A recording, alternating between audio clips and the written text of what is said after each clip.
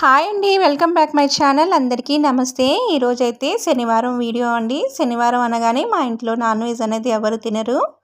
అందుకే ప్రతి శనివారం నేను నెయ్యి అనేది ఇంట్లోనే కరగబెట్టుకుంటానండి. ఈ నెయ్యి అనేది మనం మిక్సీలో వేయాల్సిన అవసరం లేదు, మజ్జిగ కొవ్వం ఏది అవసరం లేదండి. ఫుల్ వీడియో అయితే మన ఛానల్లో నేను అప్లోడ్ చేశాను, మీరు చూసి చేసుకోండి. నెయ్యి అనేది చాలా కమ్మగా ఉంటుందండి.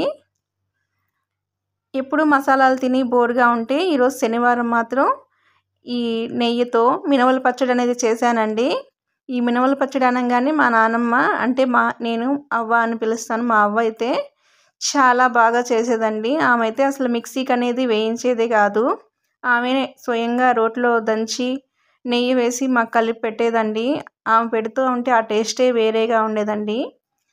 మరి అంత టేస్ట్గా మనం చేయకపోయినా ఇప్పుడు మనం చేసుకునే విధానంలో ఈ పచ్చడి అనేది చాలా టేస్టీగానే ఉంటుందండి. నేనైతే ఎర్రగడ్డ కానీ దీంట్లో వేసి దంచి చేశానండి. మా ఇంట్లో అయితే ఈరోజు ఈ పచ్చడి నెయ్యితోనే చాలా హ్యాపీగా తిన్నారండి. రోజు మసాలాలు తిని ఈ పప్పులు అవన్నీ తిని ఒక్కరోజు వారానికి ఒక్కసారి ఇలా పచ్చడి చేసుకొని నెయ్యి వేసుకొని తింటే టేస్ట్ అనేది చాలా బాగుంటుందండి.